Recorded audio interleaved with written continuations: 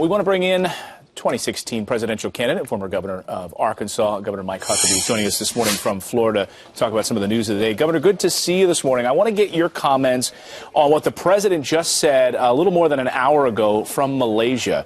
And he said he is going to destroy ISIS by any means necessary. I want to play this and get your reaction. Listen to the president. Prejudice and discrimination helps ISIL and undermines our national security. And so even as we destroy ISIL on the battlefield, and we will destroy them, destroying ISIL is not only a realistic goal, we're going to get it done, and we're going to pursue it with every aspect of American power and with all the coalition partners that we've assembled. It's going to get done. So it's going to get done. Governor, do you buy that? No, I don't. 7 years worth of him telling one thing and something else happening has just destroyed his credibility. And this is a president who has not acted real strongly. In fact, he is as recently as 9 hours before the Paris attack said that we have contained ISIS. I sometimes get the impression that President Obama is like George McFly going against Biff. And Biff is getting the better end of him. A Back to the Future reference. And at some point, exactly, for those who somehow missed that movie from the 80s. But I'm just astonished that we're having to sit back as Americans and watch a French president show more backbone, more determination to go after ISIS. And we're playing second fiddle to Vladimir Putin. And frankly, as an American, I don't like it. I want George McFly to be the George McFly that finally gets up his courage and says, this isn't our fault, and we're going to put our fist in the face of ISIS and we're going to put them down. And Clayton, this nonsense that we're responsible for egging them on. Look, they're not egged on by what we say. They're egged on by their religious fanaticism, something the president simply refuses to accept. All right, Governor, I know you'll be shocked by this, but Donald Trump has been speaking out again. He's fairly blunt, and we want to play a soundbite for you and get your reaction to it. We have a situation where ISIS has raised its ugly head again, and we got to chop off that head like they're chopping off the heads of our people. I want surveillance of these people. I want surveillance if we have to, and I don't care. Are you ready for this, folks? Are you ready? Oh, they're going to make it such a big deal. They're going to make it so big. He said something so politically incorrect. That's why we're going to hell, because we're so politically incorrect. Such a big deal. Such a big deal. I want surveillance of certain mosques, okay? If that's okay. I want surveillance. And you know what? We've had it before and we'll have it again. So, Governor, what do you think? It depends on whether the surveillance is done with a warrant.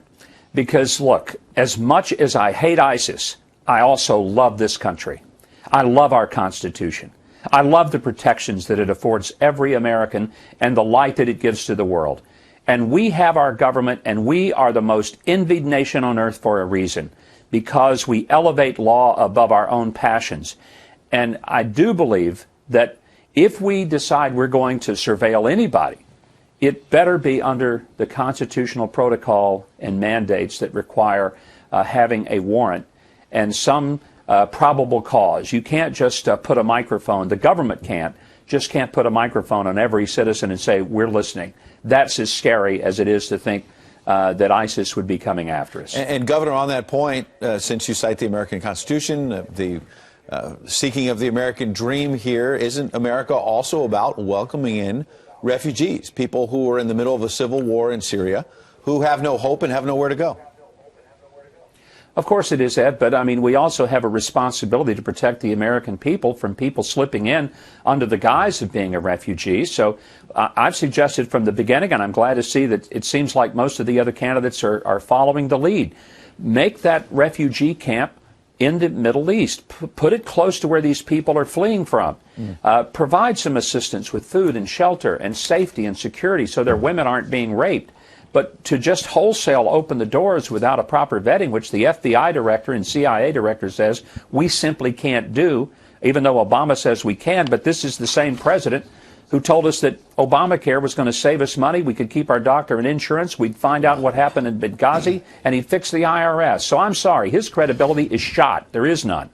But I do take the FBI director seriously, and I don't think that this is a good time for America to import terrorism unbeknownst to us. Governor, I want to get, let's dive into some more specifics on what we would do with ISIS. Earlier on our program, I'm not sure if you were up this early, but it was at the top of our 6, we spoke to James Jeffries, a former ambassador to Iraq, of course, under President Obama, and he had said that 10,000 was the number that he saw as potential ground forces, 2 brigades. He's listening to General Jack Keane, who believed that that was a number to go into Syria, specifically outside of Raqqa and into Iraq, to tackle ISIS. Where do you come down on perhaps the specific number of ground troops the United States would need to send in to stop this? I would take Jack Keane's word. That general is one of the heroes of this country. He's a brilliant military strategist. I'd listen to people like Jack Keane and others in the military and ask them, what do we need? The question is, let's define what the mission is. I think sometimes we say, how many we're going to have. Let's decide what is it we're going to get done. And if it's to crush ISIS, then let's make that the goal. And let's not go in with what used to be called the light footprint. Let's go in with the heaviest possible footprint we can and stomp this bug, squish him all over the Middle East and all over the world, and be done with it. Another analogy I've often used, and I'm hearing it now from almost everyone, this is not a benign tumor. This is a malignant tumor. A benign tumor you can contain. A malignant tumor you have to eradicate and then radiate the area around it to keep it from coming back.